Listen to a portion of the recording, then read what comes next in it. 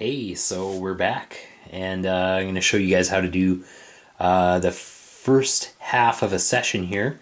So this will be the town portion of a dungeon or of a game session, and basically all you need to get started with this portion of the game is your character sheets and some dice. You can see I made some little character icons here.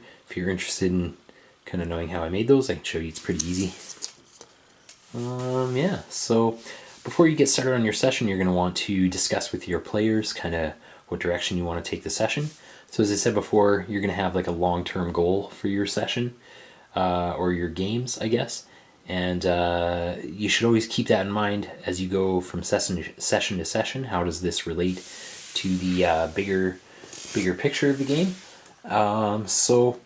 As I said before, I want this to be kind of like a standard fantasy game where there's like some big bad in a land far away that the characters maybe have to journey to, and then they can have a good old throwdown with them. But in the meantime, our adventurers are just brand new, so we're gonna have to level them up. As you can see here today, we're using our side character sheets. So because we're just playing this by myself, I'm playing this by myself, we're just gonna kind of rely on the kind of quicker to use little character sheets here. It's not going to really detract from the overall what I'm showing you about the game, I guess. So you're not going to really miss anything out. The little characters can do pretty much everything the big characters can do. So this will be pretty interesting and fun. Anyways, yeah. So we'll get started with the session here. Great, so starting with our discussion of the session, I guess our characters are going to venture into town here. They're brand new, and they're going to be looking for work. And the village at first probably won't know what to do with these guys. Maybe try to put them to work just doing regular stuff, because let's face it, the village is kind of peaceful, but because our adventurers are here, we're going to make something cool happen for them. So, alright, yeah, so we're going to start the session. Okay, so each day in game is divided into 3 actions.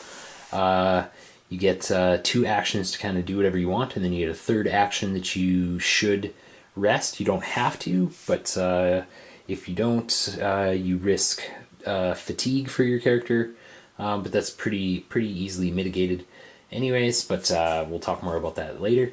Yeah, so we're going to start with the first action of the day, and we'll say that both Gershuk, so our knight, and Tekka, our wizard here, come into the village. And as they get into the village, you know, they're adventurers, and they're looking for work. So, you know, the adventuring lifestyle, they're going to apply their trade as sellswords or something like that. Hopefully they have work out here. Now, Tekka did a little bit of research before she came out here. She was a student, and you know, gonna put that learning to good use. So let's see here. We're gonna use her fortitude. Actually, here, I'll give you a closer view. Any action in game is going to be punctuated by a dice roll here. So Tekka describes what she wants, or the player for Tekka describes what they want to do with their characters. So Tekka wants to use her book learning to see if she knows anything or anybody in this town that could maybe provide them with work, you know, kind of cut out some of the work of like maybe trudging around and asking door to door if anybody needs a you know, good pair of fighters or something like that. Anyways, so we're going to use her character sheet to kind of determine what type of role that is. So she wanted to use her book learning, so we're going to kind of scoot to the bottom here. And we can see here her third skill is academics, and she has 1 point in that, so we're going to start with that. Okay, 1 die there. We're going to go back to the top, and her research. So she's going to kind of, let's see here. We'll give her the benefit of the doubt and use her highest ability here and force. So she's just going to try to recall really quickly off memory if she has anything, or if anything like that has happened. And, you know, because she's studied her journal quite a bit, we're going to give her the attack rating from that journal, which is an extra die here. So that's 5 dice altogether.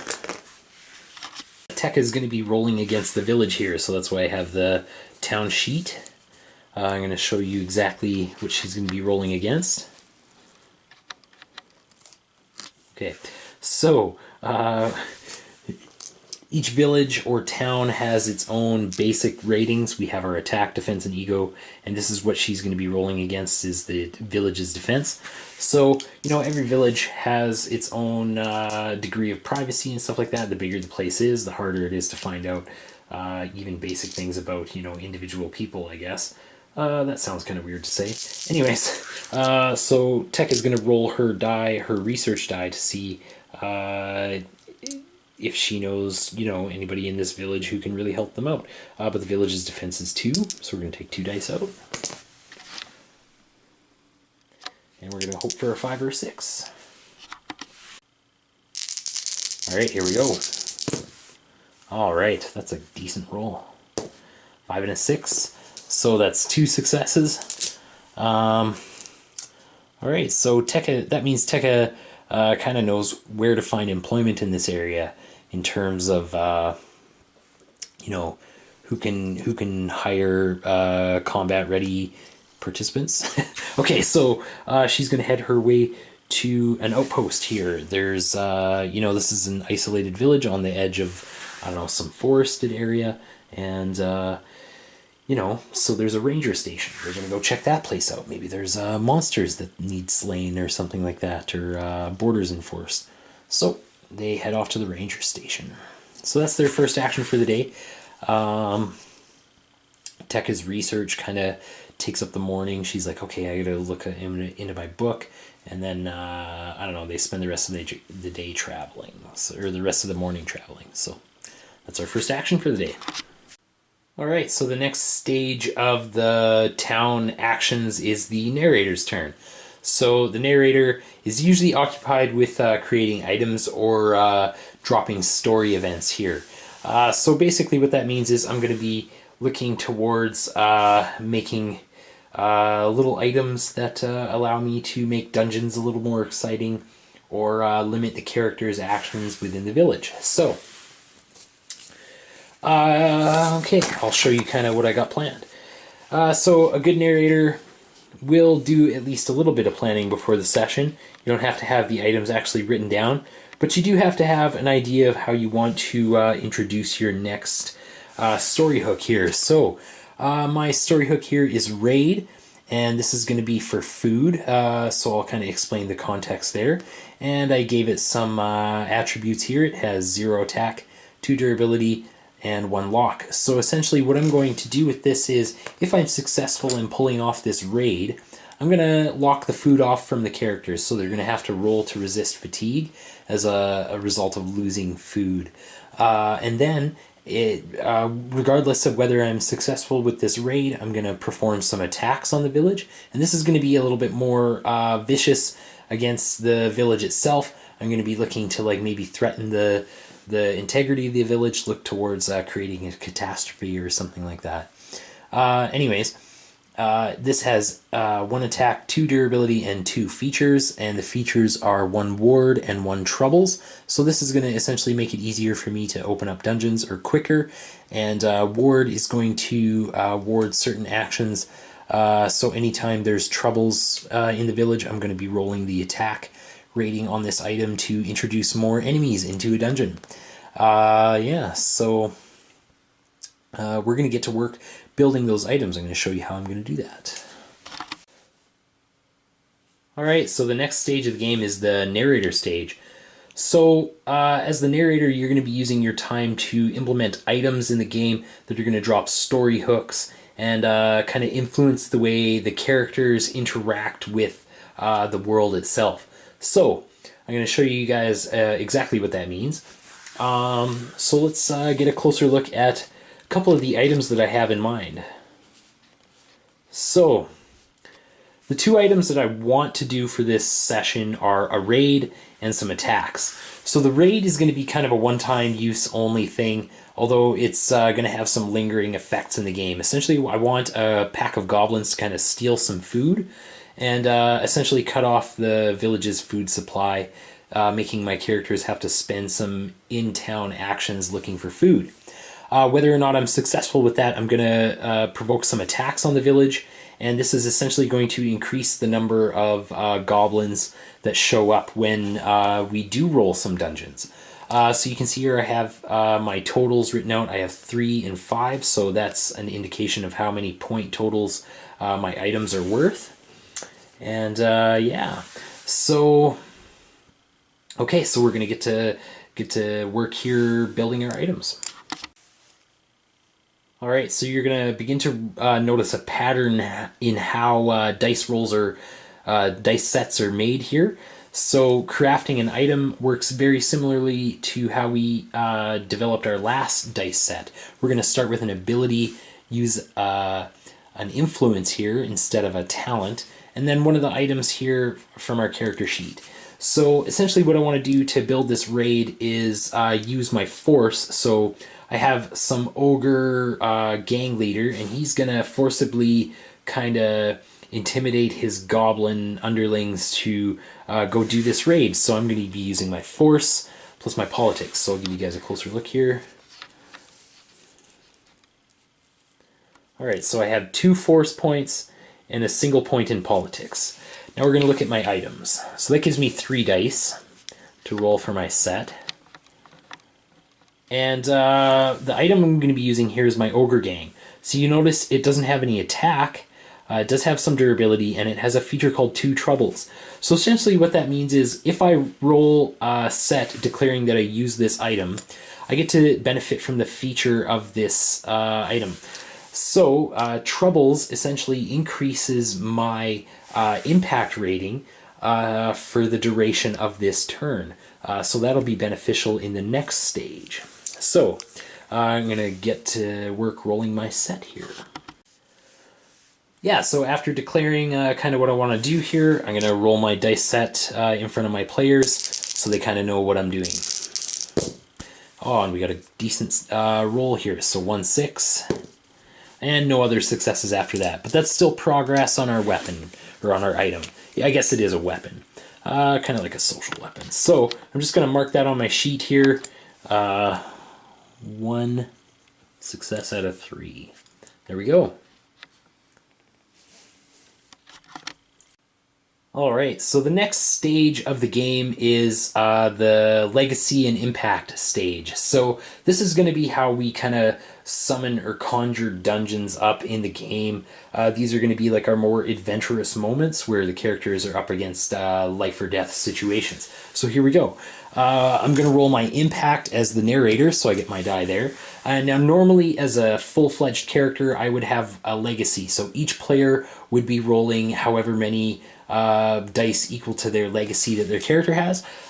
Since we're using side characters, I don't have any way to record that, but I'm going to imbue each one of my side characters with a point of legacy for the purpose of this game so that you guys can kind of see how that works. So 1 die for each of them, and we're going to roll them all together. Now, as I said before, I used an item with my narrator that gives me 2 bonus dice to this set, and I'm going to roll that as part of this set.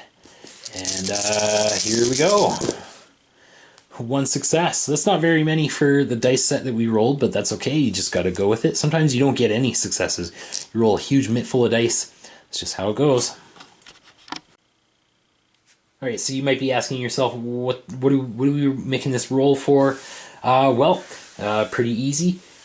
Each village that the characters inhabit or take up residence in for however many, whatever time, is going to open up a dungeon. So the characters kind of have a, I guess, entropic effect in that, like, them being around and being heroes is going to, you know, generate some heroic moments for them to take over. So we're going to have a closer look at our town here. Okay, so you'll notice that our town has 2 little statistics here. We have our town level and our dungeon level. So once we've rolled an equal number of successes on our impact and legacy roll equal to the dungeon level, a dungeon's going to open up, and we're going to have a lot of fun in the dungeon. So the characters are going to go down there, plunder some loot and fight some monsters, and then hopefully, they'll have a good laugh about it later in the pub. as they kind of recover from their wounds. So yeah, but we'll see that all happen as we play. Yeah, so let's move on to the next stage. The next stage of the game is basically like the first stage of the game. It's another town action for the characters. So we're going to work with Bilsa the Rogue this time. And she came into the village on a later action, as she was kind of accompanying the same caravan as Gershuk and Tekka were, just kind of with a later party that arrived. Her job is to find space for her and her cohorts to stay. So we're going to kind of portray that through social combat. So the first thing that you're going to have to do through social combat is roll initiative. You're going to be rolling initiative versus the town. So I got my town sheet right behind here. I'm not going to zoom in and show you guys exactly what the stats are, because we'll be you'll get a closer look in a second. But we're just going to start with initiative here. Bilsa's initiative is 3. So I get 3 die to roll, and the village's initiative is equal to its attack rating, which is 2. So here we go. That's a decent roll. Oh, that is also a good one. Oh, it's an even better one. Okay, so Tekka got 1 success, the village got 2 successes. Tekka gets 2 actions in social combat, and the village gets 3. So essentially how that works is every time you roll initiative, you get 1 action just for participating, and any successes you roll on your set are added as bonus actions for the round. So let's get started in the round. Okay, so the first action, or I guess the village gets the first action in social combat here. And essentially what I'm going to be doing here is reinforcing the idea that the village doesn't really have a place for travelers to stay. So essentially people who come here, know people that they're going to stay with. It's an isolated village and it's medieval. People don't really travel, for leisure and anything like that. So hotels and things like that don't necessarily exist. So I'm going to be using my village's attack rating, which is equal to 2, and I'm going to be using the village's attack rating from Isolated, which is another 2 dice. I'm going to be rolling those together as a defensive stance to increase my village's defense rating. So here we go.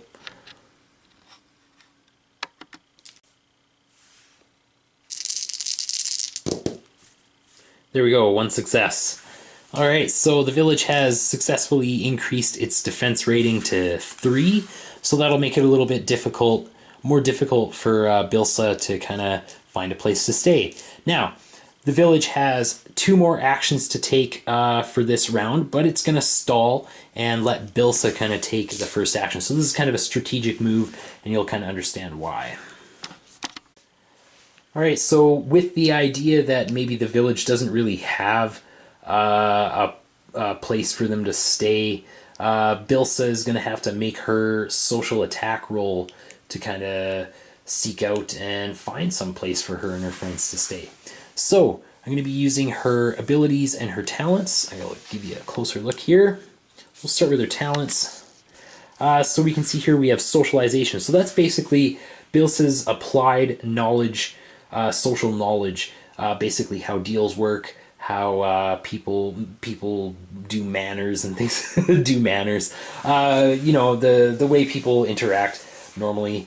That makes me sound kind of like a robot. I assure you I'm not.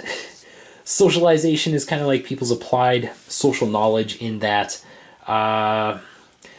it's kind of like what you accumulate over the years in that, like, oh, this is what I don't say in that kind of situation, or, oh, I know I can get this good of a deal on this kind of tool or item, things like that. So anyways, we're going to use that in conjunction with an ability. Now, Bilsa's finesse is clearly her highest ability, so yeah, we're going to use her social fluidity to kind of move through situations and make sure she doesn't step on anybody's toes. Yeah. So that gives us a total dice set of 4. Bilsa doesn't really have any social items that are going to apply to this kind of roll, so we're going to be rolling our dice set of 4 here against the village's defense rating, which reduces our dice set to a single die. So basically I'm looking for a 5 or a 6. Here we go. Holy crap. Oh, I couldn't have made that happen. Alright, so we got 1 success. out of possible. Well, against the village's ego, which is 2, possible 2. So she only needs to get one more attack on one more successful attack. However, the village has 2 more actions, so they're going to jump in here. Okay, so essentially, I have to narrate what happened here. So Bilsa, using her social knowledge and stuff like that, she also knows that the village has a religion, and that, you know, most religions practice compassion in that, you know, if you come to their place and you're like, you know, I'm a pauper or something like that, I need a place to stay, or if, you know, you yourself are compassionate and show that you know, you're here to do good things, they probably let you stay. So she's going to head over to the local monastery. So I'm going to use the village's attack. The village is going to respond. Alright, so the village gets to have an attack as a response here. So I'm going to be using my village's attack rating, which is 2, and the attack rating from the village's religion, which is also 2. So essentially, the argument that I'm making here is that the village, or the religion, oh, they see Bilsa's character coming, and you know, with the weaponry that she has on her, they're like, oh, this is bad news. We don't want people like this staying here. You know, this is a peaceful place. We're isolated. We made this village as a refuge from, you know, ne'er-do-wells and stuff like that. However, Bilsa has a social defense of 3, so that reduces my dice set down to a single die, just like Bilsa was. And let's see what happens. 4, so not quite a success. So yeah, they basically say that to Bilsa. However, Bilsa is unfazed. Now, because the village failed on its attack roll, that means Bilsa gets to make her next action immediately, and the village doesn't have a defense rating versus that attack. So, because Bilsa was successful with her last dice set, I can use that dice set again. So I'm going to be using my dice set at 4, and because I don't have any defense to roll against, I just get to roll it whole. And gets me 2 successes versus the village's ego of 2. Now that's enough, because I'm not really looking for like a physical item or something that I want to write on my character sheet. I just basically want to have, to not have to roll fatigue for staying in this village, because my characters don't really have a place to stay. So Bilsa secured a place to stay for her and her friends. Yeah, so now they can avoid fatigue and, you know, have a nice meeting place to kind of discuss their plans as adventurers. So we'll move on to the next action. Alright, so we're going to take our next town action to follow up with Gershik and Tekka here. So last action, they, or Tekka rolled a academic set to kind of find out if where the best opportunities for jobs would be, and she found, or her notes kind of revealed that there was a ranger outfit here that could probably set them up, so they're kind of off to go figure that out. And so we're gonna set them as opposed to the town to kind of do this as a social combat. So they're going to be kind of negotiating or doing an interview with, I guess, the group that kind of runs the ranger group post out here. So we'll start with that. I guess we'll say Gershik's going to lead this instance of social combat. So we're going to roll his initiative at 2, and the village's initiative at also 2. So here we go. We get a 5 and a 4, and the village's got a 4 and a 3, so Gershik's going to go first. Alright, so Gershik's going to start social combat off with a performance check. So he has 1 point in performance right there at the bottom. And we're going to combine that with his fortitude, which is his highest ability, which gives him +3. Just gonna have you guys take a look there. 3, and he doesn't really have any social items either at this point in the game. However, we're going to cleverly kind of use our helmet outside of context, which means we don't get its feature rating, but that's okay. We don't need its feature rating. We are going to use its attack rating to kind of bolster our social attack. So essentially this helmet is so nice, or basically represents the fact that Gershuk here is a knight. So we're going to use that to our advantage. So Gershuk's going to use a performance set to kind of launch into this kind of routine he's got when it comes to finding jobs related to adventuring. So he's like, yeah, I've got lots of experience. I was trained here. I've been on this campaign, so on and so forth.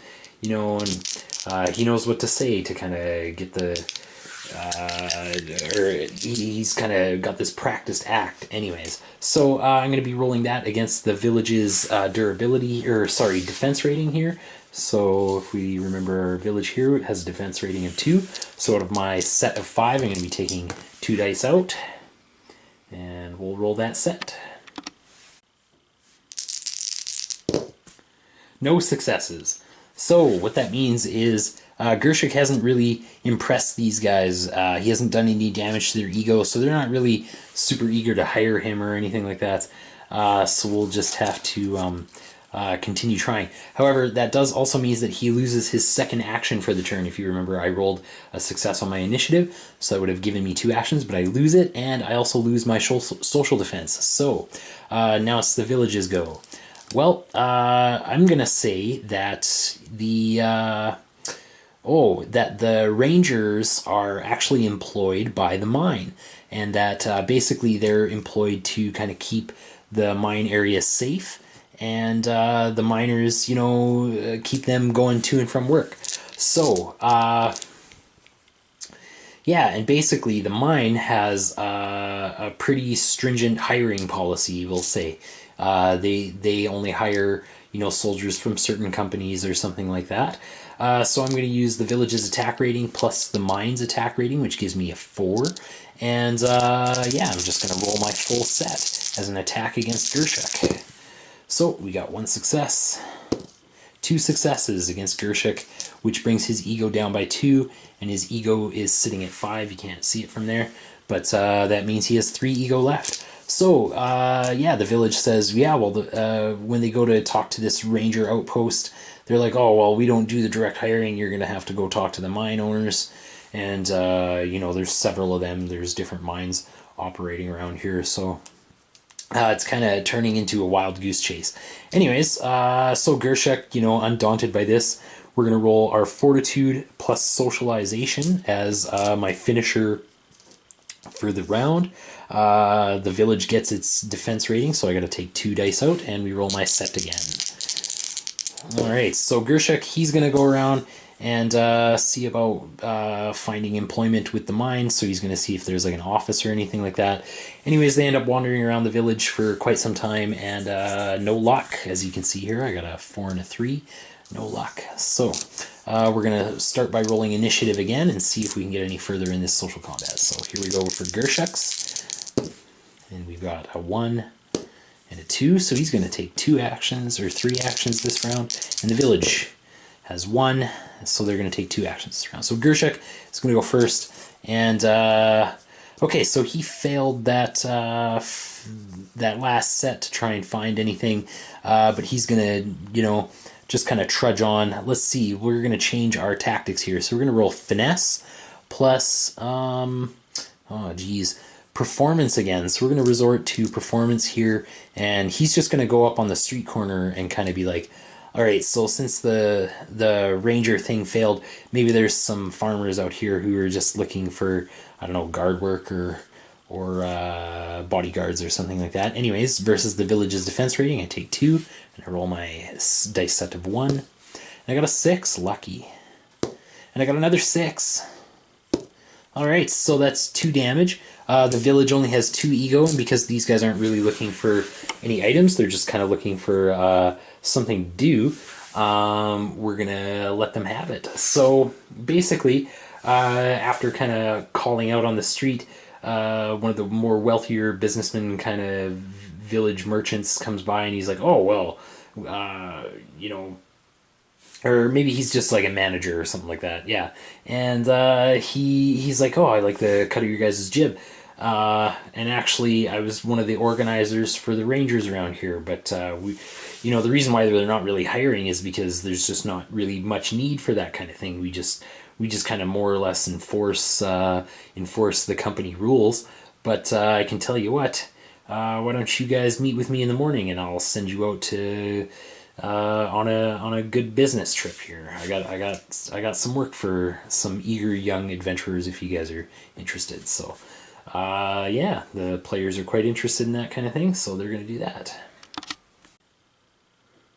All right, so back to the narrator for this turn, and this narrator turn is going to pretty much look exactly the same as the last one. I'm just going to be rolling 3 dice to try and increase the number of points I have on my item here. So here we go, and I got one success.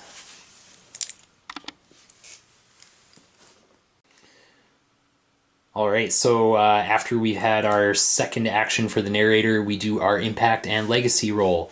So as you remember before, we were using an item for our narrator that gave him a bonus to his impact, and for our characters, we have our we gave them their temporary legacy, or I guess their honorary legacy. So we're going to roll this set and see if we get any successes. And that's 2 more successes towards opening a dungeon, so that puts us at 3 out of 4, so we're pretty close to opening up the dungeon here. Probably be open right away. And then we'll get to drop some story. So, okay, so next action. Alright, so as I mentioned before, every day is kind of divided into 3 different actions, and your third action is usually spent resting. Now you do have the option to stay up and perform extra actions. However, you have to roll to resist fatigue. And we're gonna start our third action.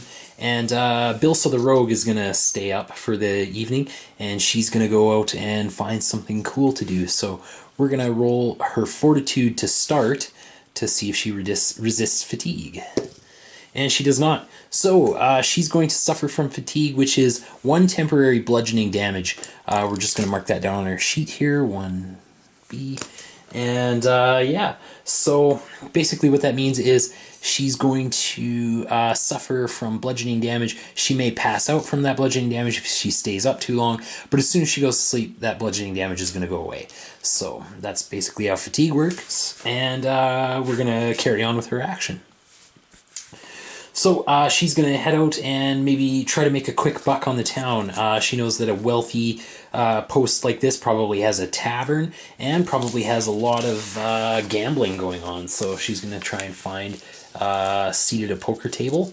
And we're going to start by rolling her initiative, which is 3, and the village's initiative, which is 2. So we'll start with the village. We got 1 for the village. And 0 for Bilsa, so the village is going to go first. Okay, so starting with the village items here, I'm going to work this isolated angle quite a bit. I'm going to start with my village's attack rating, which is 2, and I'm going to use my village's isolated attack rating, which is also 2. So I'm going to use those to roll a set and basically increase my social defense. So this rule of poker has a unique and regional kind of set of rules. So here we go.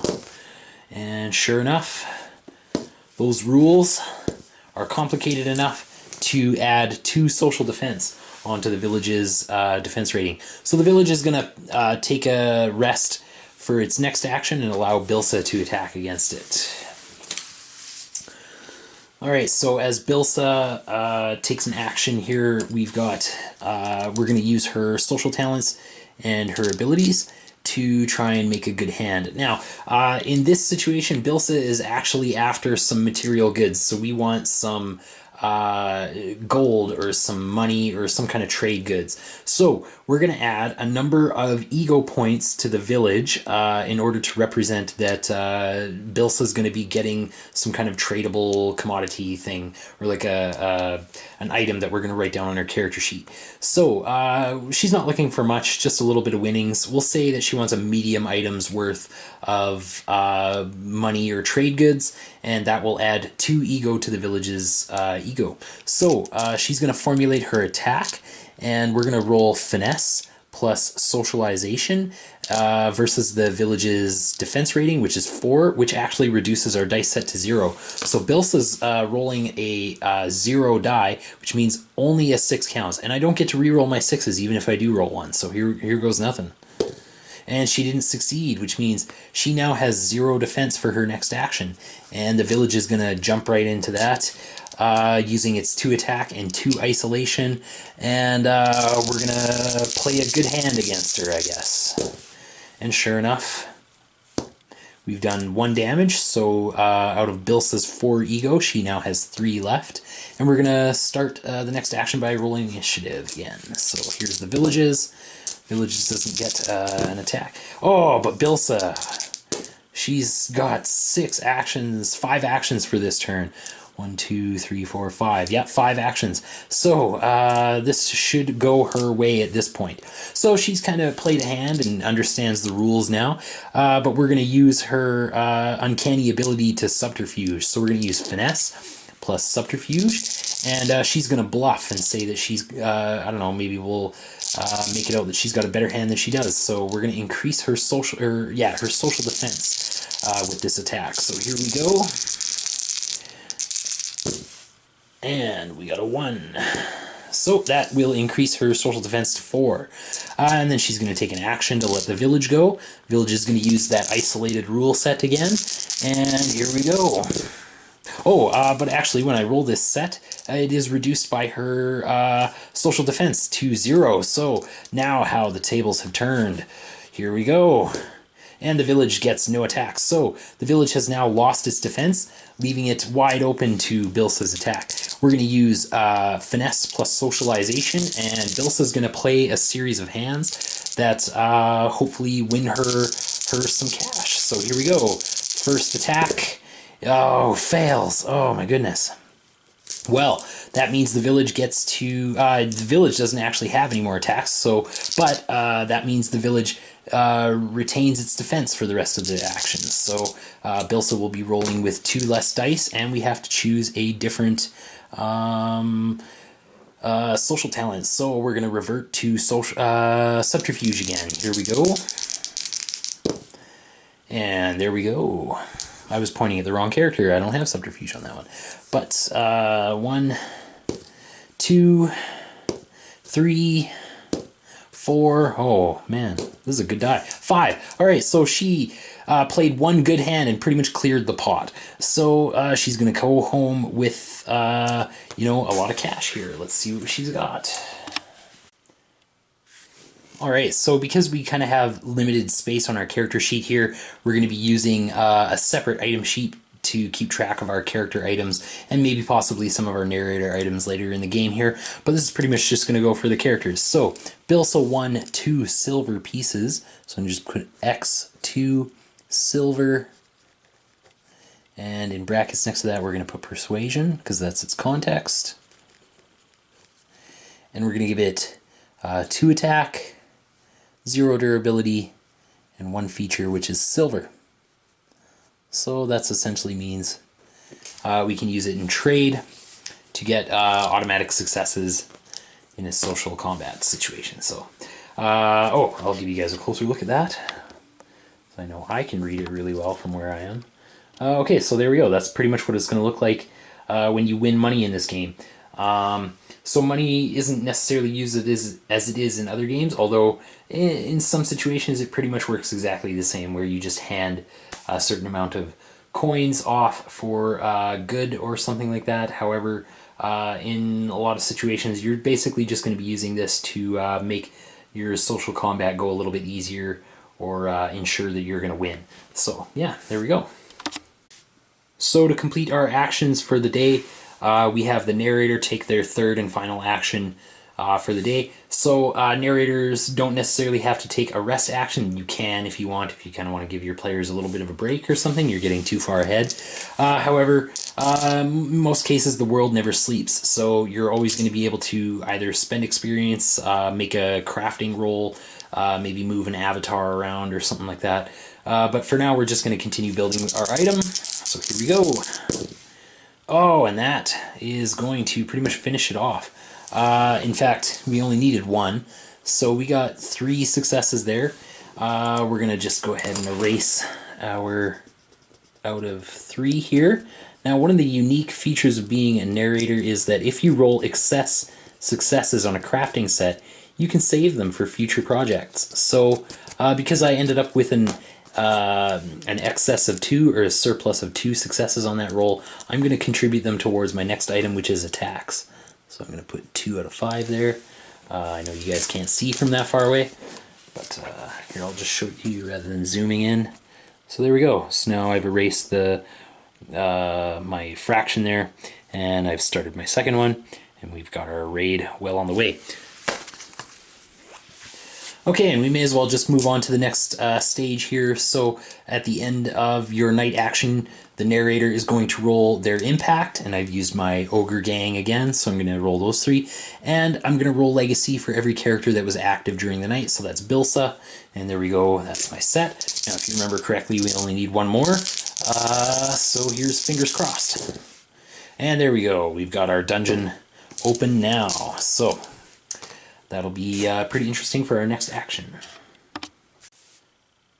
Alright, so in a situation like what just happened now, where we have our dungeon open overnight, the characters can be given their story hook first thing in the morning. So let's say the characters wake up, and at the monastery that they are at, some of the nuns are kind of in a bit of a I don't know, upset over some things that are happening in the village. The characters kind of get curious and start asking around, and sure enough, they find out that small homestead not too far on the outskirts of the village here has I don't know, kind of lost contact with the rest of the village. None of the family members have made their way into the village in the last week or so, so everybody's getting kind of worried, and it looks as if any kind of signs of life out that direction have kind of halted. So there's no evidence of smoke from a wood fire or anything like that, no noise around the area. And yeah, just as was said before, nobody's really seen or heard of these people in quite a few days. So the villagers are quite eager to get their newfound adventuring friends to go and check this out, since you know, things like this usually mean something dangerous has happened, as the farm was, you know, tended by young, healthy people. So we're going to get them to check that out. So there we go. We dropped our story hook and our raid item for the first thing. And since the dungeon is open, we're going to record 1 experience for our narrator. So if the narrator can manage to keep this dungeon open for a whole day, and including the night cycle or the rest cycle for the day, they get another experience. So that's one thing you can do. So you may not always want to just drop story hook right now, but because I was finished my item and I can implement that in the next dungeon, then we're just gonna drop the dungeon as soon as we can. So actually that'll be the next stage of the game. My players, myself, my characters have all decided to yeah, go check out this farmstead and see what's shaking. So hopefully we find something kind of interesting out there. Alright, so that'll be the next video. We'll go over the dungeon stage of your game session, and that'll pretty much be an entire session. I'll kind of explain a little bit more at the end of that. So hope you guys enjoyed what you saw today. Yeah, don't forget to do all that stuff that YouTube likes you to, like hit subscribe and hit the little bell icon and all that stuff. Like, leave a comment if you're interested in knowing anything about this game. Like if you feel like I didn't really explain a portion of it very well, well, you know, I explained it about as well as I wanted it to. I don't want to give away all the rules to my game just yet. This is more like an enticing thing. But yeah, like I'd be more than happy to field questions and things like that. So yeah, don't be afraid to drop me a line. Cool. Yeah, we'll see you guys next video.